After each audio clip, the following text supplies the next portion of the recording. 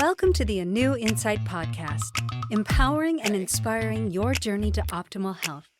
Hosted by Dr. Supatra Tovar, clinical psychologist, registered dietitian, fitness expert, and author of Deprogram Diet Culture. Rethink your relationship with food, heal your mind, and live a diet-free life. I follow my guests' journey to optimal health, providing you with the keys to unlock your own wellness path. Tune in and evolve with us. Welcome back to the ANEW Insight Podcast. We are back for the second half of our interview with award-winning writer, producer, and host of the Well Adjusting Podcast, Robin Hopkins. Robin gave us some really humorous insight into her path to create her Imperfectly Perfect podcast. We cannot wait to learn more. Welcome back, Robin. Thank you. Yay. So we are going to talk about your book, If These Ovaries Could Talk, the things we've learned about making an LGBTQ family. It shares powerful stories about modern family building. How did writing this book shape your perspective and resilience and personal growth? You know, so the book came out of a podcast that I was doing at the time, called "If These Ovaries Could Talk." It's now since changed into kind of another podcast, but part of it was, obviously I had gone through this journey, not obviously, but I had gone through this journey of creating my family, and I gave birth to both the kids, and I used to have these I used to call them like they were like seminars in my living room where some lesbian couple would come over and I would run the blender with like frothy beverages with alcohol. And then they would be like, all right, we want to have a baby. And then I would walk them through how to do it. Like, it was just like, okay, so you're going to need a lawyer. You're going to need this kind of insurance. You're going to need to go here. How do you want to do it? You want to do it this way? So we would just do this whole chat, and, it became like kind of a thing. And then this friend wanted to start this podcast. I jumped in, and it was so moving. Like, I was less interested in saying like, oh, you did 4, IUIs or, IVF rounds or whatever, but I was more interested in the human story behind how you created your family. And so that, like, the book became, we had all the hundreds of interviews. So the book then became like a roadmap. Like, we laid it out like, okay, these are all the different ways that you can make an LGBTQ family, but these are the experiences. These are people's stories. And, two people could have created their family in the exact same way, going to the exact same doctor, and have completely different experiences. But there was so many things along the way, financial struggles for people, emotional struggles when it didn't happen, trying to, talk about meditation and trying to be in the moment and like not put pressure on yourself, because then your rates or your chances go down, supposedly. It's like, just the whole journey was a personal growth experience, and it highlighted, and it's my favorite part about the book, it highlighted the intentionality with which LGBTQ folks create their families, and how, like, no kid is wanted more than what we have to walk through. It costs a lot of money. It takes a ton of planning. It takes sacrifice on people's parts. Like, my wife doesn't have any genetic tie to our children, and that's just the way it sorted out for us. But so that was a sacrifice. However, if you, like, my kids, they have all these traits that remind me of my wife, and there's no part of them that would ever think of her as not their full genetic parent. And to that extent, I had to use different donors for my 2 kids, so technically they're not even 100% full siblings. And yet you would never know that. And it's like, love makes our family. And so it was such a great experience to look back on all the interviews. Each chapter tells mine and the other host's personal journey around the topic and the chapter. And then there's clips from different guests, so that you just can hear all the fabric of our stories. And even just like being able to sit back and look at it as I told my story, my family story, I was like, oh, this is pretty freaking cool. Like, that the kids will get to see this, and that it exists in the world for people as a roadmap, as a a look back in history, because it's so much more common than it was when I started my family. Is there anything that you had to overcome societally? Did you experience discrimination? And, we just had a change in administration. And are there We did? feelings? Are there feelings, Robin? And what are the I have feelings? a lot of feelings. I'll be eating a Snickers bar over them later. I'm just kidding. Too. Well, we live in a bubble. I live in Brooklyn, New York, so I'm quite lucky that it's an incredibly, welcoming community. So I don't feel like we've experienced real discrimination, and I think we've been very, very lucky in that regard. But I did have to overcome a lot of, you go through, or I, as a therapist would make me say, I went through, don't speak for the greater you. I had to become comfortable with my own internalized homophobia. That was such a journey for me. And it's one thing to hide my sexuality. That's a choice that I can make that only harms me or benefits me, however, depending on whatever moment you're looking at. But if I don't model absolute pride in who I am and who our family is for my kids, what bag am I handing them?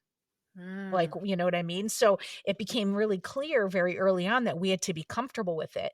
And I wrote a story that was like featured in HuffPo called That's My Daddy.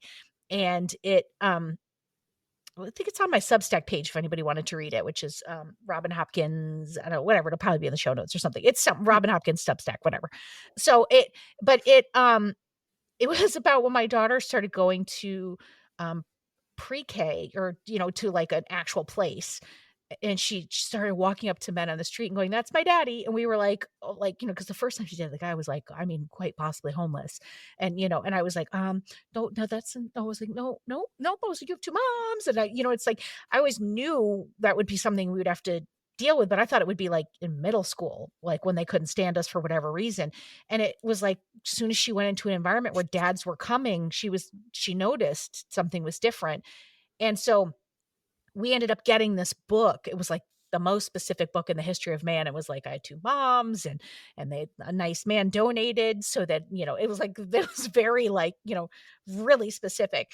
And when she would do that, we would put it into rotation and we would read it to her. And then over the years, we would just expand on it and we'd be like, oh, and another nice man, donated for your brother. And so you have different donors and there's donor siblings. There's people that, that also share the same donor as you. So we would just expand on the story.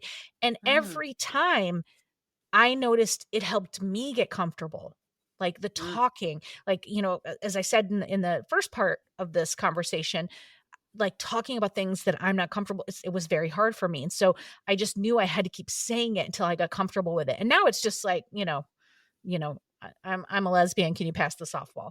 It's just like, it just is what it is. And, and my kids are so comfortable too. And again, we're in a bubble. Might not be like that if we lived in Indiana, but I choose not to live in Indiana for that very reason because of, no offense, Indiana, we love you. But just like, it's just not the bubble that New York is, Exactly. And you only have to, like you said, look at the administration for that. Yeah. And I think, I'm in LA, you're in New York. We're definitely in luckier places for, people, any marginalized people, Yes. really. Yes. So I think, only time will tell what will come out of this administration, but I'm really hoping that on the other side, it leads us to more growth rather than less growth. I'll just leave it at that. We can only but hope. I really love that you were telling stories to your children and you were using that book, and storytelling plays a huge role in your work. This is in your book, this is in your podcast. Why is it that sharing personal stories helps people feel more understood and more connected? I think it's funny because I could give you a thread back to stand up. I was never an observational comic. I was a personal experience comic. So I was always telling stories from my personal experience. And most often I was like making fun of myself for doing something dumb. I had this whole bit about how I put my my underwear on wrong for an entire day. And I just kept being like, what is going on? It was like some interesting material. But, I think that there's something about when people go, oh my God, that's me too. It's like that whole thing that everybody says on memes, like it me. Like it's like the it me of it all is that's the great human connector is to see yourself in someone else. And when they're laughing about it, that makes you feel less alone. And I think that's really important, and so we have always tried because there is, I will say that there's a whole donor conception group out there that are unhappy and want to change regulations around sperm donation because oftentimes they weren't told.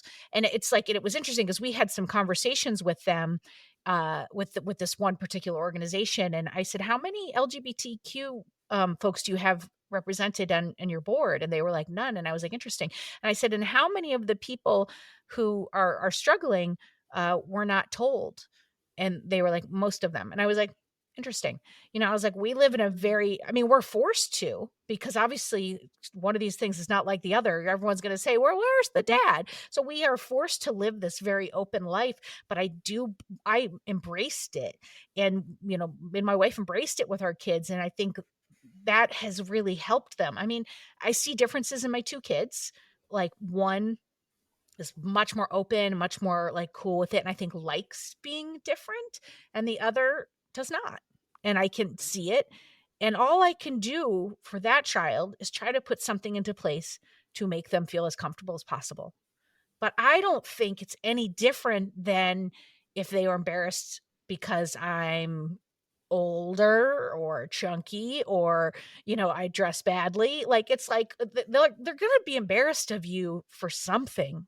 They're teens. It's what they do, so, they're trying to like break off from you. So it's like, ugh, God, like there's nothing that I can tell them that they don't already know. Let me tell you. So, so it's just like, I don't know. I think there's something in the storytelling and talking that just helps healing. It helps. I don't know. Nothing in a vacuum, in my opinion, nothing in a vacuum, nothing hidden, nothing secret is ever helpful. At least in my experience. Yes, absolutely. I think when you look at self-help culture, right, I think it's really overwhelming or oftentimes even contradictory. Like when we were on your podcast, we were talking about a lot of the myths that come out of diet culture and, the information that we receive on a daily basis often just leaves us just overwhelmed, confused, and stuck. Yeah. So what's your advice for people who want to grow, but they have no idea where to start? Where should they not start? And where should they start? Well, I mean, I think the first thing is just start. Like, I think if you like I often think start with the thing that you don't want to do. Every time I've gone back to therapy, it's because when I would be walking in the neighborhood where my therapist's office was, I'd be like, I wonder if I'm going to run into Patricia. And I was like, and it was always like, oh, that's a very weird thought. And it would be my subconscious being like, Robin, maybe you should probably go talk about some of these things. So I think do the thing you don't want to do, start. Because I think just like anything else, once, at least for me, once I do one thing, the next thing is easier. So if the thing is emailing a friend to say, who was that therapist you had that you loved? Would you give me a referral? Like one email can start something. So it's just start. Like it's, there's no way through it, but through it. And the thing that is the worst feeling I can almost think of is when I'm actively going against my inner voice. It's so painful. It is so painful when something inside me is going, that this is a bad thing that you're about to do for yourself. You do actually want to go to the gym. And then no, and then I don't listen. And then I stay on the couch and eat some ice cream or late. It's like, I will feel so bad about myself. And how much worse is that than had I just gone? I did karate for a number of years, and I stopped. I was like almost a black belt, but I stopped like when I had my second kid because I was just like, I cannot right now. And but like Kaicho, who was the founder and the leader, he used to say, if you don't want to come, just pack your bag and show up. If you get all the way to the dojo and you still don't want to be here, then go home. Mm. But if you arrive and you want to do it, then come into the class. And I thought about that a lot. Just that idea of just like, I don't wanna, but I'm gonna. Hmm. Well, I tell you, one of the greatest depression relievers is action. Mhm. And this is what But I it's so help counterintuitive though. totally The because thing you're you just, don't it's wanna inertia. do. Yes. Yeah. Naturally just one thing. Like it Right. starts the ball rolling. That's why I encourage people to do one thing, but tiny. Yes, yes, One yes. thing that they can do that this is a little tiny step, because once they feel the relief that comes from action, the depression relief especially that comes from action, they're motivated to do more. And if they reward themselves for just doing that little thing, that's what builds these newer lasting habits. And I love that you talk about listening to your inner voice. Yeah. I It's never really steered me wrong, ever. It never steers anyone wrong. And I Yeah. think we have grown up thinking we have to doubt this voice, or we've been told by somebody that we're wrong in this certain way. We don't trust this voice.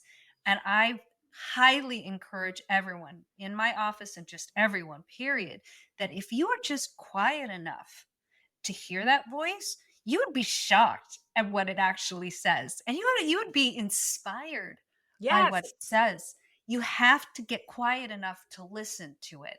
And that, comes from meditation, that can Yeah. come from just being mindful, it can just come from It's a just sitting practice. in a It's a room. practice. Yes. Like listening to Yes. yourself is a practice. And it's Oh. the more in tuned that I get with it, the more it shows up. The louder the Hmm. voice becomes, the more present it is, and the easier it is to listen to.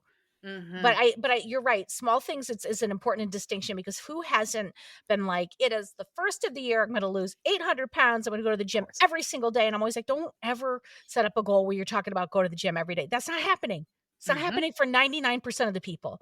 So Yeah. why not set a goal where you go 2 to 3 times a week and you have a base minimum? Hmm. Just Yep. like even if you could only make it once this week, so be it. Next week you could try for Exactly. 3. Yeah. Well, I would say, even make it even smaller. Most Yeah. people think that they can like carve out a half an hour every day. And people can't. They have lives, they have kids, they got to shower sometime. And I think that like, creating the smallest amount, say it's exercise, the smallest amount that you can do every day or 5 days a week or however many you feel like is necessary for you to feel better, do that.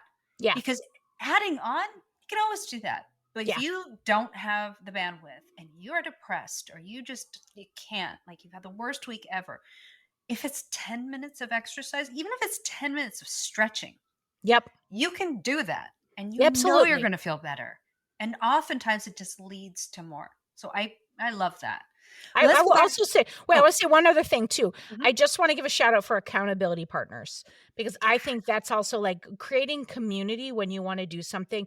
Like, again, one of my biggest learnings is not trying to do everything alone. Like, I'm Mhm. always like, "I got it, I can do it," but how much more can you do? Like, you can be exponentially bigger, better, more if you have support and if you're not Mhm. doing it alone. So I love an accountability partner. Like, I have one friend that I write with. We have a writing meeting every Wednesday at 9 a.m. We bullshit for about 15 minutes at the top of the meeting, and then we go, okay, and then we leave our cameras on, we mute the mic, and then we just write. And it's Oh, and that's it's an great. accountability thing. And her and I during COVID did exercise that way. We'd be like, okay, I'm on the I'm on the Peloton app. At 8:02, I'm hitting start, and we would both start, and then we would be texting each other throughout like the workouts. Like, but I love an accountability partner just to No, help you. yeah, I think that's brilliant. Let's talk about your interviews. You have had a very wide range of guests on Well Adjusting. Tell me about one conversation that maybe even completely changed the way that you think about self-improvement. Hmm. I mean, I think like they're kind of like my kids, all the conversations, like they're all different and lovely and I love them all. Um, some make me like grow in different ways. Like I can be pushy. I can be like miss something because I was hell bent on making a point, and so I have to really try to like tune into the people and be like, where are they? And so I'm always like searching their face to see, did I say too much? Did I, how's this landing? So it's like most of my learnings are about like about the individuals and the experience, and rather than about growth in and of itself. But what I think is really interesting about that is there's this, whether it be podcasting or television or whatever, there's this idea sometimes that people have of like, we want to reach the most people possible. But I'll tell you what, those are always the worst shows ever. Because when you go broad and when you try to speak to everyone, you end up speaking to no one. And so every one of these conversations, I am just with that person in that moment being like, well, like, let's see if what can we do? Like, let's just get in here and just see what happens. And in that specificity of that one conversation, I think it makes it more accessible to more people. And I think it's a very counterintuitive experience. And I think that can help grow lots of people. Because think about it.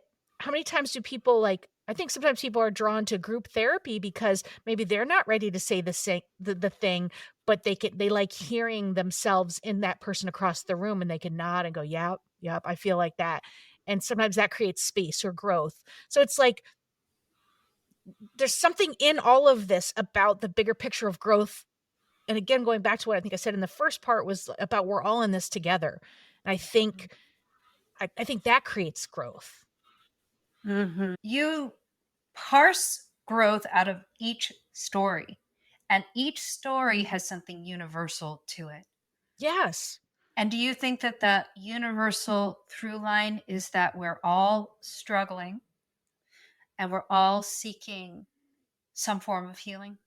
Absolutely. I mean, I don't know that everybody is seeking healing, but I think we're all struggling.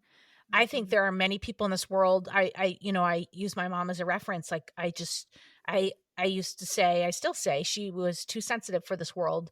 And this time around, she just couldn't get it. Like she just did the very best she could, but she couldn't get it. And I think there are some people who aren't going to get it this time around. And I'm not saying I believe in reincarnation, but if I don't know, it seems like there's some old souls. We'll never know till we're gone. So, I don't worry too much about it. But I think, I do think that everybody's struggling. Just weird little story. There was the first day I dropped my daughter off at daycare. Gosh, I was like coming out of maternity. I'm crying, whatever. And, and I see this lady. No, I'm sorry. It wasn't the first day. It was like in that first year. And I'm in the elevator with this woman, and I'm exhausted, and I'm just, and she kind of like gives that mom face.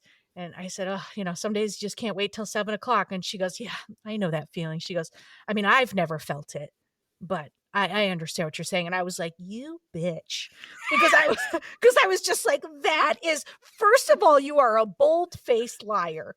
I don't believe that there is one parent on this planet that hasn't had a day where they just want their child to go to bed. It does not mean I don't love the absolute every cell in their being, but it does mean that I am at my limit and I'm tired and I want to go to bed. And I thought, at first I was just super mad.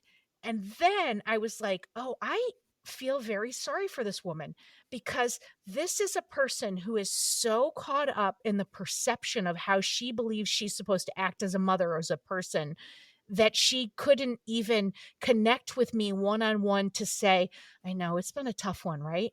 Like, so I do think there are some people that aren't up to it for whatever reason, whether it's unkindness or whether it's just they're shut down, or maybe they've just had so much trauma. I just don't know that my mom could. She just couldn't. But I do think we're all messed up. And I think it's so much better. Like, don't you feel less alone when you think about everybody being completely messed up? It's part of the problem with social media is I love to put up stuff where my family, we look like idiots. I love that kind of a post. One, it's funny, and our family motto is you don't cut funny. But two, it's real. Like the perception of what people think I'm doing versus the reality, it's all smoke and mirrors. Mhm. Everybody struggles. And that Absolutely. brings me comfort. Me too. And to go back to something that you brought up in the beginning, you have said that you've struggled with weight and Yeah. shape. And a Yep. lot of people who listen to this or who come to my therapy, they also struggle. What is one thing that you can impart on them as they are going through this, journey and this struggle? What have you learned that's helped you navigate and cope with difficulties with eating? Well, I think like they're just feelings, they're not going to hurt me. And I'll probably be struggling with that for a lifetime, that I don't need to eat over them. Um, but it's an area that I'm going to get help in. Like, it's like when I'm struggling, I call into an OA meeting. I just know this is a fight for me. And I just know there's something in me that I don't know why. I don't know. I wish it weren't the case, but it is. And so I would just say, no, you're not alone. And I try very hard to be thankful of my body rather than ashamed of it or mad at myself because of, maybe I didn't treat it the best. And now there's some stretch marks, or there's the this, or there's the that, or maybe I'm at a point where I'm a little heavier than I feel comfortable with. Like, I try to love my body as best I can. And I I'd be lying if I said, I mean, it's like baseball, like maybe I got a 300 average, but like, is that better? It's better than a 200. So it's like finding the wins. I know And nothing about baseball, so I'm like, 3 out of 10. The 3 out of 10 is like a good batting average, 300 for some reason, but it's like you only hit 3. It just seems weird. But like sometimes I can only love my body 3 out of 10 days, but it's like, I don't know, maybe it used to be 1. So I think it's important for people who struggle to know you're not alone, that I don't think you should be ashamed. I think it is to your earlier point, there is so much phobia on the internet. There is so much like, why can't you just help yourself and just be, why don't you just get a little discipline? It is not that. For many of us out here, it is not that. And I don't want anyone to ever think that. So it's like, find a space, find people who you can talk to. They will tell you you're not broken, because what I can say is is that voice, that energy does not help me it doesn't help me in any way. But when I can yes, put people around me, that it's like a positive thing of like, just what's the next right action? And for me, yes. sometimes it's like, I just have to, like, sometimes I might gonna have to white knuckle it, Mhm. but it is what it is. I adore your humanity. I really Oh, do. You're all about community. You're about how the stories that we tell unite us.